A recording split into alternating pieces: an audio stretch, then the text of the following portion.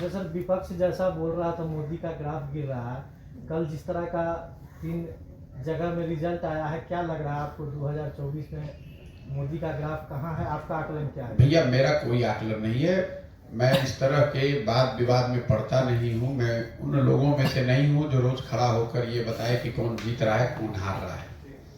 लेकिन इस बात की मूल जो जड़ है उसको समझिए।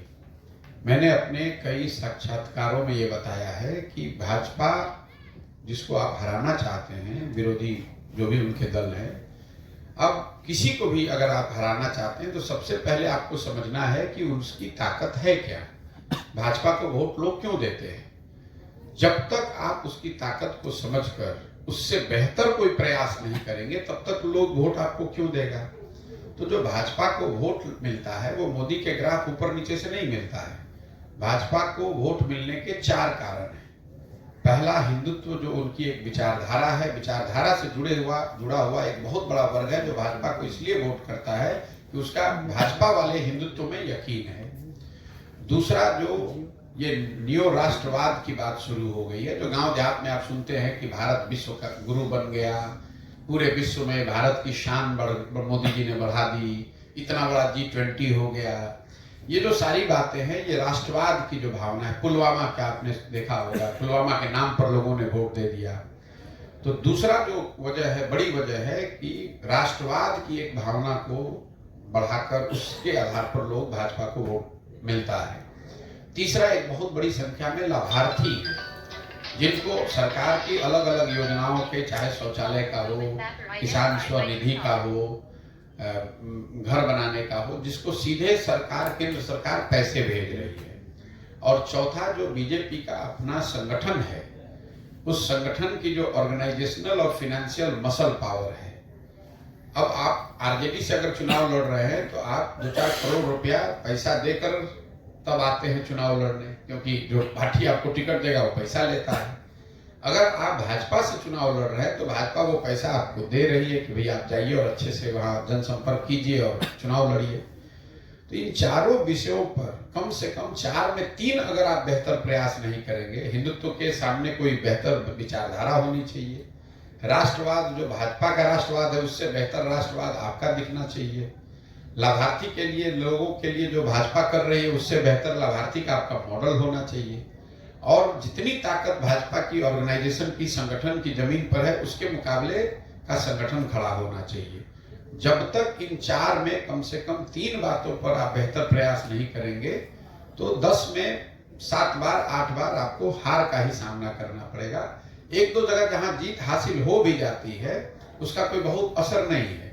कई लोगों को लग रहा है भाई कांग्रेस तेलंगाना जीत गई, कर्नाटक जीत गई। ये वोट कांग्रेस को नहीं मिला है, ये वोट वहां की सरकार के खिलाफ है। मतलब लोग केसीआर के खिलाफ वोट करना चाहते थे, वहां से दल के तौर पर कांग्रेस ही है तो कांग्रेस को वोट मिल गया। प्रो इनकम्बेंसी का जो वोट होता है, जहां आपकी सरकार है और फिर अगर आपको लोग चुने तो फिर बात है। तो जब तक कांग्रेस के लोग इस तरह का प्रयास नहीं करेंगे तब तक उनको सफलता मिलने वाली नहीं। क्या आने वाले चुनाव में फिर मोदी जी आपको बुलाएंगे तो जाएंगे आपके उनके पास? हम तो जब काम ही नहीं वो करते हैं तो कोई बुलाए हम कहीं नहीं जाएंगे। ना राहुल जी बुलाएंगे तो भी नहीं जाएंगे, नीतीश जी बुला रहे हैं तो भी नहीं जाते हैं, मोदी जी बुलाएंगे तो भी नहीं जाते हैं। क्योंकि मैंने अपना तय किया है जीवन में कि मैंने जिन दलों के साथ, पार्टियों के साथ काम कर लिया, 10 वर्ष किया, अब और लोगों की एक समझ है कि मैं जिन दलों को, नेताओं को सुझाव मैंने दिया, उनके साथ काम किया, वो लोग सब लोग चुनाव जीत गए। तो मैंने अपने लिए अब तय किया है कि भाई मुझे दल और नेता को सुझाव नहीं देना है, मुझे बिहार की जनता को सुझाव देना है। ये आपको लग रहा है कि पहले प्रशांत किशोर कुछ दूसरा काम करते थे, अब दूसरा करते हैं। हम वही काम कर रहे हैं जो पहले करते थे। पहले दलों को, नेताओं को सुझाव देते थे, उनकी मदद करते थे। अब हम वो काम बिहार की जनता के लिए कर रहे हैं। और मुझे इससे कोई मतलब नहीं है कि भाजपा जीत रही है, कि आरजेडी जीत रहा है, कि कांग्रेस जीत रहा है। कौन जीत रहा है, कौन हार रहा है, ये मेरा विषय नहीं है। मेरा विषय है कि बिहार की जनता जीतनी चाहिए, हमारी स्थिति सुधरनी चाहिए। मोदी जी जीत गए, 10 साल से जीते हुए हैं, तो उससे बिहार से पलायन तो नहीं रुक गया, उससे बिहार की बदहाली तो नहीं खत्म हो गई, बिहार के बच्चों का भला नहीं हुआ। उससे पहले यूपीए की सरकार थी, कांग्रेस की सरकार थी, उससे तो बिहार का कुछ भला नहीं हुआ। जब तक बिहार के लोग अपनी चिंता नहीं करेंगे, अपने बच्चों की चिंता नहीं करेंगे, तब तक मोदी जीते कि राहुल जीते उससे कोई फर्क नहीं पड़ने वाला है। आपका और हमारा जीवन सुधरने वाला नहीं है। तमिलनाडु आज देश में सबसे अग्रणी राज्यों में है। तमिलनाडु में तो कभी भाजपा का मोदी जी का शासन नहीं रहा है। तमिलनाडु में कांग्रेस आज 40, 50, 60 वर्ष से नहीं है। तो तमिलनाडु सबसे आगे का राज्य कैसे बन गया? जब देश आजाद हुआ तो तमिलनाडु और बिहार दोनों बराबर के राज्य थे। तमिलनाडु आगे इसलिए हो गया कि वहां के लोगों ने प्रयास किया, एक व्यवस्था बनाई, वहां आंदोलन हुआ, समाज द्रविड़ियन आंदोलन के नाम पर जगा, इकट्ठा हुआ, उन्होंने अपने बच्चों को पढ़ाई पर ध्यान दिया। सबसे पहले केरल, तमिलनाडु वो राज्य हैं जहां पर लोगों की साक्षरता दर को बढ़ाया गया। उसी का उनको फायदा आज मिल रहा है। वो उनके यहाँ फैक्ट्रियां लग रही हैं और आपके हमारे बच्चे यहाँ से जाकर वहां मजदूरी कर रहे हैं। मोदी जी या प्रशांत किशोर और राहुल गांधी से क्या हो जाएगा? जब तक समाज नहीं सुधरेगा तब तक ये बिहार की दशा सुधरने वाली नहीं है। और मेरी अपनी समझ ये है और इसीलिए हम उस दिशा में काम कर रहे हैं। सर, नीतीश कुमार की भूमिका को कैसे देख रहे हैं आप? आने वाले चुनाव में क्या उनका ग्राफ रहेगा? जनता में किस तरह का? आप बहुत देखना चाहते हैं। नीतीश कुमार की क्या भूमिका हुई? कोई भूमिका नहीं है। नीतीश कुमार की राजनीतिक जीवन का ये अंतिम दौर चल रहा है। कुछ महीने, चाहे वो लोकसभा चुनाव तक चल ले या लोकसभा के चुनाव के बाद कुछ और महीना चल लेगा।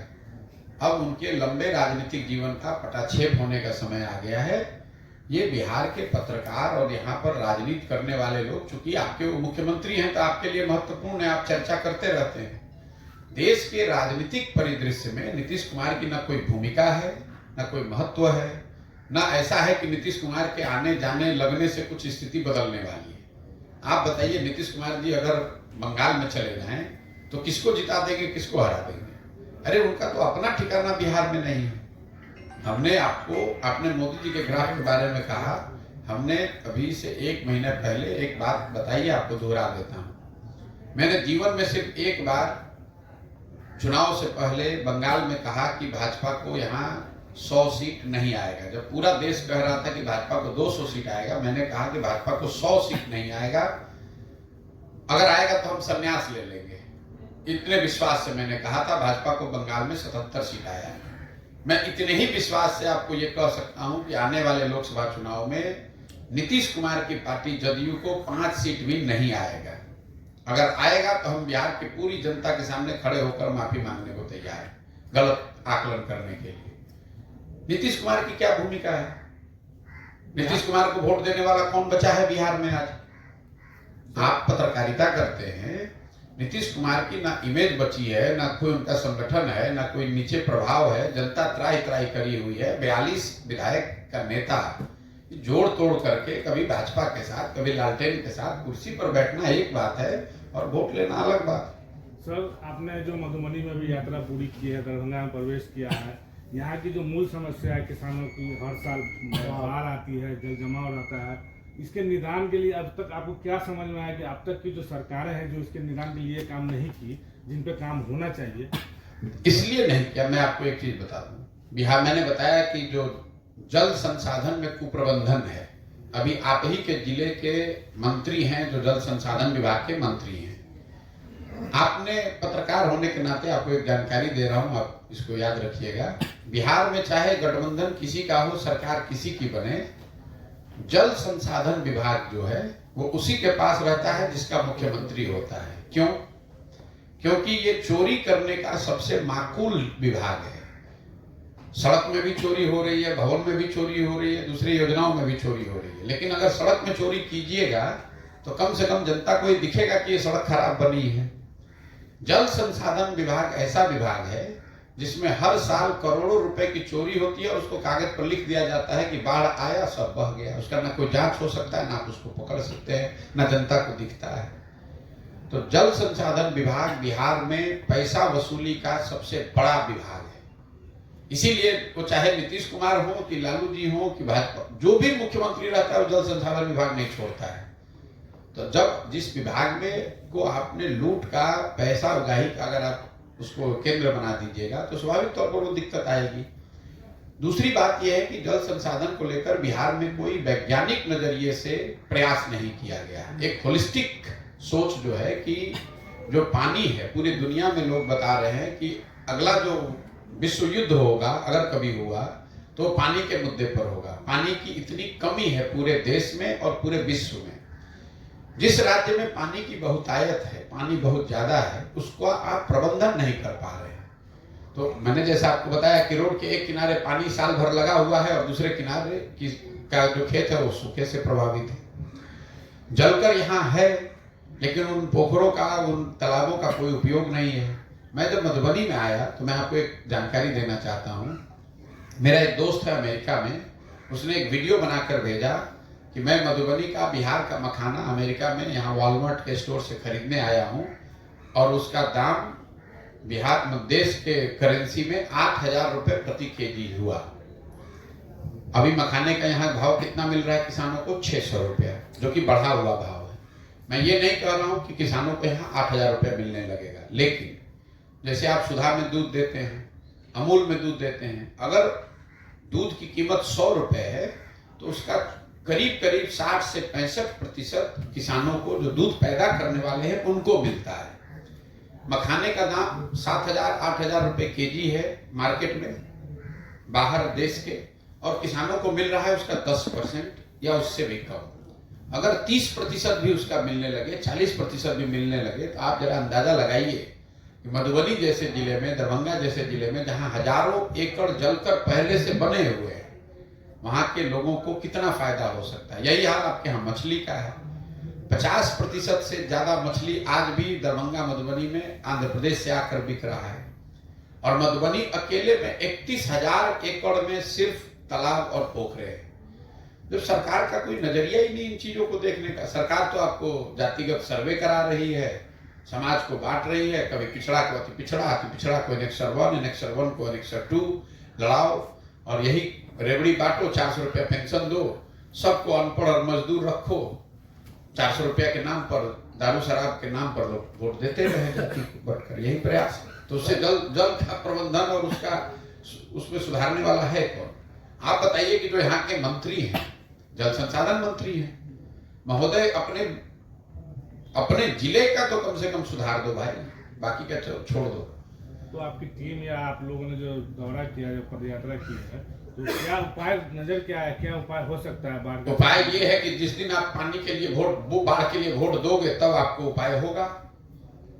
बाढ़ बाढ़ चिल्ला रहे हैं और अभी कल वोट होगा तो फिर उसी को जाकर वोट दीजिएगा। तो केंद्र सरकार या राज्य सरकार वो क्यों बाढ़ की चिंता करेगी? क्यों चिंता करेगी? आप बताइए। यहाँ भुतही बलान पीछे के जिले में, सीतामढ़ी में भुतही बलान एक डैम है, वहां करीब 2 लाख आबादी उस डैम के पूरा नहीं होने से परेशान थी। उन्होंने आंदोलन किया, तब मैं यहाँ पर था, हमने वहां बात करी। उस समय अभी जो जदयू के प्रदेश अध्यक्ष हैं वो जल संसाधन मंत्री थे। एक दिन में निर्णय हुआ और अभी वो बन गया। मैं पदयात्रा करके आ रहा था तो लोगों ने बड़ा स्वागत भी किया वहां के, भैया आपके कहने से यहाँ भुतही बलान डैम पूरा हो गया।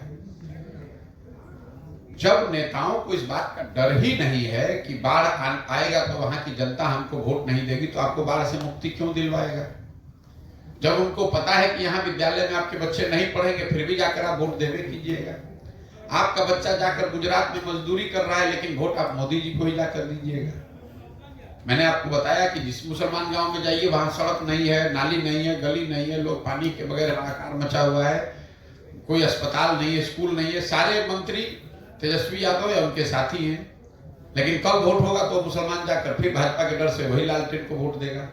तो क्यों आपका सड़क बनेगा भाई? जब आप जड़ को नहीं समझिएगा तो आप कह रहे हैं बाढ़ कैसे सुधरेगा? बाढ़ तो तब सुधरेगा ना जब सरकार की प्राथमिकता हो, सरकार बाढ़ सुधारना चाहती हो। तो सरकार को डर है नहीं और बाढ़ के आने से, बल्कि हर साल का उनको फायदा है हजारों करोड़ का। लोग लूटने का सबसे बेहतर तरीका है, तो क्यों बाढ़ को आने से रोका जाएगा? हम तो आपको प्रखंड वाइज बता सकते हैं कि लोग जहां बता रहे हैं कि खुद ही लोग बांध तोड़वाते हैं ताकि बाढ़ आए, ताकि उसके नाम पर पैसा निकाल कर लूटा जाए। तो बाढ़ की समस्या इसलिए है कि ना जनप्रतिनिधियों को उसका डर है कि बाढ़ आने से लोग हमको हमारे खिलाफ हो जाएंगे, और दूसरा उसको इंसेंटिव है कि बाढ़ अगर आएगा तो इससे कमाने का एक जरिया है। सर, पिछले 8-10 साल से ये जात पात जैसे भेदभाव जो सिर्फ वोट के टाइम में होता है, उसको इसको कैसे देख रहे हैं? नहीं, पिछले 8-10 साल से नहीं है, ये तो जाति की जो व्यवस्था है ये तो सदियों से है। पिछले 8-10 साल में बहुत ज्यादा हो नहीं नहीं, ऐसी बात नहीं है भाई। देखिए 1990 के बाद एक हिंदी हार्टलैंड में यूपी बिहार देश में मंडप का एक एरा है जिसमें जातियों के नाम पर एक राजनीतिक माहौल बनाया गया है, लेकिन कोई जाति के नाम पर पहली बार वोट पड़ रहा है ऐसी बात नहीं है। और बिहार में भी ये आप लोग का भ्रम है कि खाली बिहार में जाति है। आंध्र प्रदेश में चुनाव हुआ है, अभी तेलंगाना में तो वहां जाति नहीं है, गुजरात में जाइएगा वहां जाति नहीं है, कर्नाटक में जाति नहीं है, लिंगायत वोकलिगा कौन है, सब जाति है। जैसे यहाँ जाति है वहां पर भी जाति, जाति हर जगह है। जाति जो है वो समाज की एक सच्चाई है, उसको आपको समझना है। लेकिन जाति को समझना और जाति की राजनीति करना दोनों दो बात है। अगर आप राजनीति करते हैं या करना चाहते हैं तो आपको जातियों की समझ होनी चाहिए, समाज के हर पहलू की समझ होनी चाहिए, जाति भी उसमें एक महत्वपूर्ण पहलू है। लेकिन उस पहलू को समझना और समझकर उस पर राजनीति करना दोनों दो बात है। बिहार में जाति की राजनीति करने वाले ज्यादा लोग हैं, ऐसा नहीं है कि बिहार में जाति है दूसरे राज्य में जाति नहीं है। यहाँ जाति की राजनीति करने वाले, उसकी चर्चा करने वाले लोग ज्यादा है। सर, बिहार में तीसरा विकल्प कौन हो सकता है? तीसरा विकल्प यहाँ जनता बनाएगी, आप चिंता न करें। मैंने आपको आंकड़ा बताया कि 50% से ज्यादा बिहार के लोग, चाहे वो किसी वर्ग के हो, 50% से ज्यादा बिहार के लोग ऐसा मानते हैं कि बिहार में नया विकल्प बनना चाहिए। आप भी पत्रकारिता करते हैं, आपको भी इसका एहसास होगा। हर आदमी चाह रहा है कुछ नया हो। मोदी जी दिल्ली में है तो ऐसा नहीं है कि बिहार में लोग कह रहे हैं कि मोदी जी आएंगे तो सुधार देंगे, वो समय निकल गया। क्योंकि लोगों ने देख लिया कि मोदी जी के प्रधानमंत्री बनने से बिहार नहीं सुधरा है, बिहार में तो कोई नया विकल्प होना चाहिए। तो जो लोग ये सोच रहे हैं, अब उनकी मजबूरी ये है कि उनके पास व्यवस्था नहीं है, साधन नहीं है, उनको हाथ पकड़ने वाला कोई नहीं, उनको समझाने वाला नहीं है, उनको साथ लेकर चलने वाला नहीं है। जन सुराज के तहत वही प्रयास किया जा रहा है कि अगर समाज में 50 आदमी 100 में ऐसा है जो नया दल, नया विकल्प बनाना चाहता है, तो उन लोगों को एक साथ लाया जाए और उनको लाकर एक व्यवस्था दी जाए कि आप सब लोग मिलकर दल बनाइए और अपने लिए और अपने बच्चों के लिए बेहतर व्यवस्था की दिशा में कदम उठाइए। सर 24-25 में कैसा देखने को मिलेगा जनसुराज का? जनसुराज तो अभी दल है नहीं तो क्या दिखेगा। 25 में आपको जनसुराज दल के तौर पर दिखेगा, पूरी ताकत से लड़ता हुआ दिखेगा। 243 विधानसभा क्षेत्रों में जनसुराज अपने उम्मीदवार के साथ 25 में विधानसभा चुनाव में लड़ता हुआ आपको दिखेगा। सर, बिहार में दारूबंदी को आप किस तरीके से देखते हैं? दारूबंदी को मैं नीतीश कुमार की हठधर्मिता और उनकी अज्ञानता का परिचायक मानता हूं। ये जो दारूबंदी यहाँ लागू की गई है, शराबबंदी के नाम का जो हम लोग बात करते हैं, इसके मैं बिल्कुल विरोध में हूँ। बिहार में एकमात्र आदमी मैं हूं जो कि रोज मंच से ये कहता है, जब भी पूछा जाता है कि बिहार में शराबबंदी हटाया जाना चाहिए। क्यों? 3 इसके वजह है। पहला तो पूरी दुनिया में कोई ऐसा प्रमाण नहीं है कि किसी सभ्यता में, किसी राज्य में, किसी देश में शराबबंदी के जरिए आर्थिक सामाजिक विकास का रास्ता खोला गया। हम ही लोग सबसे ज्यादा होशियार हैं, हम लोग दुनिया में सबसे गरीब और पिछड़े हैं और हम ही लोग को सबसे ज्यादा ज्ञान है। अगर शराबबंदी से ही लोगों की समाज का भला होना होता तो दुनिया में इतने देश हैं, सबों ने शराबबंदी लागू कर दिया होता। तो पहली बात है कि पूरी दुनिया में इसका कोई प्रमाण नहीं है कि शराबबंदी के जरिए आप सामाजिक आर्थिक विकास का रास्ता खोल सकते हैं। दूसरा, जो गांधी जी की बात है कि गांधी जी चाहते थे शराबबंदी लागू हो, ऐसा नीतीश कुमार या उनके साथी दावा करते हैं। बिल्कुल झूठ, सरासर झूठ। ये लोग मतलब बिना पढ़े लिखे अज्ञानी लोग। मैं रोज कैमरे पर चुनौती दे रहा हूं, आपको भी बोल दे रहा हूं, नीतीश कुमार या उनके जितने साथी हैं जो शराबबंदी के पक्ष में हैं गांधी के नाम पर, वो मुझे गांधी जी का वो पंक्ति दिखा दें जहां गांधी जी ने ये लिखा है कि शराबबंदी के लिए सरकार को कानून बनाना चाहिए। गांधी जी ने शराबबंदी की बात सामाजिक प्रयास के तौर पर कही है। गांधी जी ने ऐसी और कई बातें कही हैं। सर, गांधी जी ने कहा कि आपको शाकाहारी होना चाहिए। इसका मतलब ये नहीं है कि आप कानून बना दीजिएगा कि जो मांसाहारी है उसको जेल में डाल दिया जाएगा और फिर कहिएगा कि गांधी जी ने कहा था। गांधी जी ने कहा शराब पीना बुरी बात है, नहीं होना चाहिए और इसके लिए सामाजिक प्रयास होना चाहिए, सरकार को भी समाज के स्तर पर प्रयास करना चाहिए। नीतीश कुमार ने उसको अपने हिसाब से इंटरप्रेट कर लिया कि गांधी जी ने इनको करना है वोट के नाम पर, कि महिला का वोट लेना है, और झूठ मूठ के गांधी जी के नाम पर ठेकरा फोड़ रहे हैं। तो गांधी जी ने ऐसा कहीं नहीं कहा है। और तीसरी बात कि अगर शराबबंदी आपको लागू करने के अगर बात एक बार को 1 मिनट को मान भी लें कि इसका कोई फायदा है, तो शराबबंदी लागू है कहाँ? शराबबंदी के नाम पर शराब के दुकान बंद हो गए, होम डिलीवरी चालू हो गया। इस गरीब राज्य का हर साल 15 से 20 हजार करोड़ रुपया का राजस्व का नुकसान हो रहा है, जो पैसा यहाँ के रोजगार और शिक्षा और बेहतर इंफ्रास्ट्रक्चर के लिए खर्च हो सकता था। और ये पैसा जा कहाँ रहा है? ये पैसा जा रहा है भ्रष्ट जो शराब माफिया है और जो अफसर हैं नीतीश कुमार के, उनके जेब में। हर गांव में 8, 10, 15, 20 बच्चे ऐसे हैं जो शराब के अवैध कारोबार में लग गए, उनसे क्राइम बढ़ा, कानून व्यवस्था बिगड़ी। कोई ऐसा गांव पंचायत नहीं है जहां आज गांजा स्मैक का धंधा नहीं हो रहा। नेपाल से बॉर्डर पे अभी मैं कल यहाँ के एक बड़े कस्टम अधिकारी से बात कर रहा था, वो बता रहे थे कि नेपाल से आने वाला जो नारकोटिक्स है उसमें कई 100 गुना का इजाफा पिछले 5-6 वर्षों में हो गया है। तो आपका, और अंत में आपने इसको किया महिलाओं के लिए, तो सबसे ज्यादा प्रताड़ित भी तो महिलाएं ही हैं। शराबबंदी जब से लागू किया गया तब से लेकर अभी तक करीब 6,37,000 के आसपास, मतलब 6.5 लाख लोगों पर शराबबंदी कानून के तहत केस किया गया है। उसमें करीब 1.25 लाख लोग ऐसे हैं जो आज भी जेल और अदालतों का चक्कर काट रहे हैं। जो लोग पकड़ा गया वो ज्यादातर गरीब और वंचित समाज के लोग हैं। एक बार आपको पकड़ लिया तो आपके घर की महिला थाने में, वकील के हाथ, अदालत में चक्कर लगा रही है। जो उसके पास 2-4 रुपया था वो भी बेच बाच के केस में चला गया। तो भाई, ना इसका दुनिया में कोई प्रमाण है, ना हम लोग के आइडियल गांधी जी ने इसके पक्ष की कोई बात कही, ऐसी कोई बात कही है, ना आप इसको जमीन पर लागू कर पा रहे हैं। और यहाँ के युवाओं का, समाज का, राज्य का इतना बड़ा नुकसान हो रहा है, तो किस नजरिए से शराबबंदी लागू होना चाहिए? कोई एक इसके पक्ष की बात बता दीजिए। सरकार कहती है कि इससे डोमेस्टिक वायलेंस कम हो गया। नीतीश कुमार जैसा आदमी कुछ भी आंकड़ा दे देता। बिहार में तो मुसीबत ये है कि यहाँ अनपढ़ को ही हम लोग सबसे बढ़िया होशियार मानते हैं। जो नेता है शर्ट के ऊपर गंजी पहन ले, उसको आप और हम कहते हैं यही जमीनी नेता बढ़िया है। नीतीश कुमार ऐसा आदमी विधानसभा में खड़ा होकर कहता है कि इससे डोमेस्टिक वायलेंस कम हो गया। ये नहीं बताता कि ये किसने अध्ययन किया है कि डोमेस्टिक वायलेंस कम हो गया। आंकड़ा जारी कीजिए, हम लोग भी देखना चाहते हैं। किस संस्था ने ये सर्वे किया, किसने ये बताया कि डोमेस्टिक वायलेंस कम हो गया?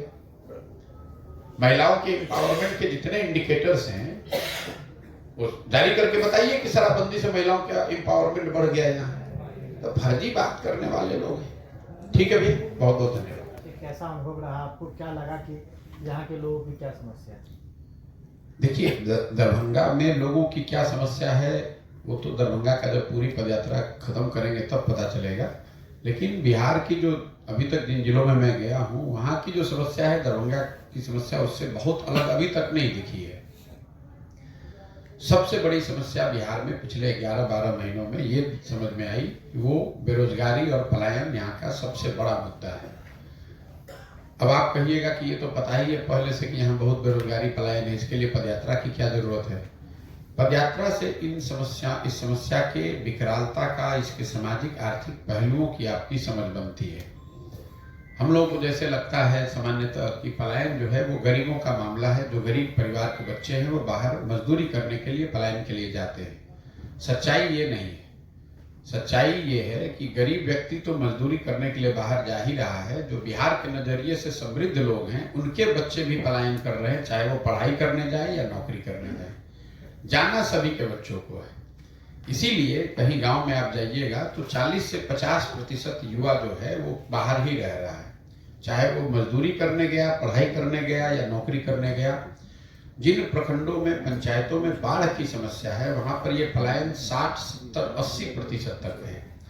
यही हाल कमोबेश बेरोजगारी का है। हमको आपको लगता है भाई बिहार में तो बहुत बेरोजगारी है, सबको पता है। सिर्फ बेरोजगारी यहाँ के गरीब लोगों का मामला नहीं है। जब हम 15 महीने से चल रहे हैं तो जो यहाँ के समृद्ध लोग हैं, जो बड़े किसान हैं, जो व्यवसायी हैं वो भी अपने बच्चों के रोजगार के लिए उतना ही मारामारी कर रहे हैं, हाथ जोड़ने को तैयार हैं। जिसको 20-25 बीघा जमीन है वो भी आकर अपने बच्चे के 15,000-20,000 रुपए के नौकरी के लिए भी हाथ जोड़ने को तैयार है। ये हालत है यहाँ बेरोजगारी पलायन का। दूसरी जो सबसे बड़ी समस्या यहाँ देखी वो है शिक्षा व्यवस्था के ध्वस्त होने का। ये मैं जो समस्याएं आपको बता रहा हूँ ये वर्ग और जिला स्पेसिफिक नहीं है, ये सर्वस्पर्शी जो 3 समस्याएं दिखी, बेरोजगारी पलायन, दूसरा शिक्षा व्यवस्था का ध्वस्त होना। बिहार में शिक्षा व्यवस्था बहुत अच्छी कभी नहीं थी, हम खुद सरकारी स्कूल में यहीं से पढ़े हैं, लेकिन हर जिले में प्रखंड में 1-2 विद्यालय ऐसे जरूर थे जहाँ की आप पढ़ेंगे तो पढ़कर आगे आप बढ़ सकते थे। हर जिले में 1-2 ऐसे कॉलेज थे जहाँ अगर आपका नाम लिखा जाए आप वहाँ से पढ़कर आगे बढ़ सकते थे। पिछले 30-32 साल के लालू नीतीश के राज में शिक्षा व्यवस्था जो है वो पूरी तरीके से ध्वस्त हो गई। जिस प्रखंड में हम लोग बैठे हैं यहाँ लिटरेसी का लेवल है 48%। कई पंचायतों में 4 ऐसे यहाँ पंचायत हैं जहाँ लिटरेसी 35% से भी कम है। 65% लोग आज भी अनपढ़ है, निरक्षर है। कई लोगों को लगता है कि शिक्षा व्यवस्था इसलिए खराब है कि शिक्षक अनुशासित नहीं है, शिक्षकों की गुणवत्ता नहीं है। कुछ लोग कहते हैं कि भैया खिचड़ी बट रहा है इसलिए पढ़ाई नहीं हो रही है। ये समस्या का पूरा विषय नहीं है। अगर सिर्फ खिचड़ी बंटने की वजह से शिक्षा व्यवस्था खराब हो जाती तो भाई सीएम साइंस कॉलेज में तो खिचड़ी नहीं बट रहा है, पटना साइंस कॉलेज में तो खिचड़ी नहीं बट रहा है, वहां पढ़ाई क्यों नहीं हो रही है? अगर सिर्फ नियोजित शिक्षकों की गुणवत्ता का मामला होता तो जिन कॉलेज में अच्छे प्रोफेसर है जहां नियोजित शिक्षक नहीं वहां पढ़ाई क्यों नहीं हो रही? कहीं ना कहीं पिछले 20-25 वर्षों में बिहार में समाज और सरकार दोनों के नजर में शिक्षा अब प्राथमिकता रही ही नहीं है। समाज में इसलिए नहीं है कि लोगों को ये धीरे धीरे लग गया है कि पढ़ाई करने के बाद भी रोजगार तो मिलता ही नहीं है। जब पढ़ने के बाद भी मजदूरी ही करनी है तो पढ़ने का फायदा क्या है? और सरकार ने ये मान लिया है कि भैया पढ़ाने की जरूरत क्या है, जब सारे लोग मजदूरी कर रहे हैं और वोट दे ही रहे हैं तो हम उनको पढ़ाएं क्यों? नतीजा ये हुआ कि समता मूलक शिक्षा नीति बनाने के नाम पर हर गांव पंचायत में विद्यालय के भवन बना दिए गए। जहां भवन है वहां शिक्षक नहीं है, जहां शिक्षक है वहां भवन नहीं है, जहां दोनों है वहां बच्चे नहीं है, जहां तीनों है वहां पढ़ाई नहीं है। पूरे बिहार की शिक्षा व्यवस्था को अगर आप एक पंक्ति में समराइज करें तो यहाँ पर स्कूलों की जो छवि है वो खिचड़ी बांटने के, साइकिल बांटने के सेंटर की है, और कॉलेज की छवि है कि यहाँ से डिग्री मिलता है, डिग्री बढ़ता है। पढ़ाई दोनों में कहीं नहीं हो रहा, पढ़ने वाला भी जानता है, पढ़ाने वाला भी जान रहा है। इसीलिए जब इस कालखंड का इतिहास लिखा जाएगा इस राज्य का, तो नीतीश कुमार जैसे व्यक्ति के मुख्यमंत्री रहते हुए शिक्षा व्यवस्था के ध्वस्त होने को उनके शासनकाल का सबसे बड़ा काला अध्याय बताया जाएगा। ऐसा इसलिए, मान लीजिए कि कल एक अच्छी सरकार आ जाए तो संभव है कि ये सड़क टूटी हुई आपके सिंघवारा ब्लॉक में सड़क अच्छी हो जाएगी। यहाँ नहर का पानी नहीं पहुंच रहा है, नहर आ सकता है। लेकिन कल एक अच्छी सरकार आ भी जाए तो जो 2-3 पीढ़ी के लोग इस ध्वस्त शिक्षा व्यवस्था से पढ़कर निकल गए, अब उनका जीवन सुधरने वाला नहीं है। कोई सरकार आ जाए अब उनको शिक्षित समाज के पीछे ही चलना पड़ेगा। ये दोनों के बाद जो तीसरी सबसे बड़ी समस्या दिखी वो है किसानों की बदहाली का। एक पंक्ति में अगर मैं आपको किसानों की हालत यहाँ बताऊं, गांव देहात में जो लोग बताते हैं कि पहले जो खेती किसानी करने वाले लोग थे बिहार में, वो 2-4-5 बरस खेती किसानी करने के बाद कुछ पैसा बचाकर 1-2 कट्ठा जमीन खरीदते थे। आज हालात ये है किसानों का कि अगर आपके घर में कोई नौकरी नहीं करता है, आपके पास कोई बिजनेस व्यवसाय नहीं है, आपके घर में कोई शादी विवाह लग जाए, कोई बीमार पड़ जाए, तो किसान को 1-2 कट्ठा जमीन बेचे बगैर उपाय नहीं है। और किसानों की बदहाली के यहाँ 3 कारण हैं। पहला कारण ये है कि यहाँ बिहार देश का एकमात्र शायद ऐसा राज्य है, बड़ा राज्य, जहाँ भूमि सुधार को लेकर पिछले 75 साल में कोई काम नहीं किया गया। नतीजा ये हुआ है कि 1/3 से ज्यादा जमीन उसका मालिकाना हक डिस्प्यूटेड है, पता ही नहीं है कि उसका मालिक है कौन। इसीलिए जो आप समस्या देखते हैं कि दाखिल खारिज में कोई 15,000 रुपया ले रहा है, कोई 12,000 रुपया ले रहा है, वो इसलिए कि जमीनों के मालिकाना हक को लेकर कोई क्लैरिटी नहीं है, उसकी कोई व्यवस्था नहीं है। जो नीचे कर्मचारी है और कर्मचारियों के साथ घूमने वाले जो दलाल हैं, जिसको अटर्नी लोग यहाँ कहते हैं, उन्हीं के भरोसे है कि जमीन का मालिक कौन है। दूसरा, 1/3 जमीन तो वैसे बर्बाद हो गई। दूसरा, यहाँ जो जल संसाधन का जो प्रबंधन है, आधी जमीन बिहार में ऐसी है जहाँ बाढ़ आती है या आने की संभावना होती है। इसकी खूब चर्चा भी होती है। कई बार लोग कहते हैं भैया बाढ़ आता है इसलिए यहाँ किसान की हालत खराब है। वो समस्या का एक पहलू है। 50% जमीन में बाढ़ से प्रभाव है, लेकिन जो बाकी बचा 50% जमीन है, उसमें आधी से ज्यादा जमीन या तो सूखे से प्रभावित है या वहां जल जमाव का बड़ा मामला है। मधुबनी, दरभंगा में भी आप देखेंगे कोई ऐसा प्रखंड पंचायत नहीं है जहां 2-4 हजार एकड़ जमीन जल जमाव से नहीं प्रभावित है। तो आप जब सड़क पर चलते हैं तो एक साइड लोग बताते हैं कि सूखा है और दूसरे साइड जल जमाव है, जहाँ की एक ही फसल हो रही है, वो भी खेती नहीं हो रही है। अभी बगल का जिला मधुबनी है, आपके यहाँ भी मखाने की खेती होती है। मधुबनी बिहार का जलकर का सबसे बड़ा जिला है। वहाँ करीब 2,23,000 एकड़ जमीन है पूरे मधुबनी में खेती योग्य। उसमें 31,000 एकड़ जमीन सिर्फ जलकर है, पोखरे तालाब वगैरह। 31,000 एकड़ जो जलकर है, उसमें से 85% तालाब और पोखरे बंद पड़े हुए हैं, उसमें कोई काम नहीं हो रहा है, उसमें कोई उसका कमर्शियल यूटिलाइजेशन नहीं हो रहा है। और तीसरी जो किसानों की सबसे बड़ी समस्या है, जिसकी वजह से किसान यहाँ बदहाल है, वो है फसल के दाम का उचित दाम न मिलना। अभी धान की कटाई हो रही है, 2150 रुपए धान का सरकारी मूल्य है, और आपके जिले में भी लोग 1700-1600 में धान अपना बेच रहे हैं। एक सर्वेक्षण, आर्थिक सर्वेक्षण बताता है कि बिहार में किसानों को फसलों के उचित दाम न मिलने की वजह से हर साल करीब 20,000 करोड़ रुपए का नुकसान होता है। 20,000 करोड़ रुपए का। अब आपको यहाँ बैठ के लगता है कि भाई पंजाब में किसान तो बड़ा धनी है, तो एक पंजाब का मैं आपको आंकड़ा देता हूँ। पिछले 10 वर्ष में पंजाब में 75% गेहूं और 70% से ज्यादा धान सरकारी समर्थन मूल्य पर खरीदा गया है। बिहार में पिछले 10 वर्ष में 13% धान और 1% गेहूं ही सरकारी समर्थन मूल्य पर खरीदा गया है। तो ये जो 3 समस्याएं हैं, बेरोजगारी, पलायन, शिक्षा व्यवस्था का ध्वस्त होना और किसानों की जो बदहाली है, ये ऐसी समस्या है जो हर जिले में, प्रखंड पंचायत, हर जगह, हर वर्ग ने मुझे बताया है। बाकी जो समस्या है वो तो आप लोग बताते ही रहते हैं।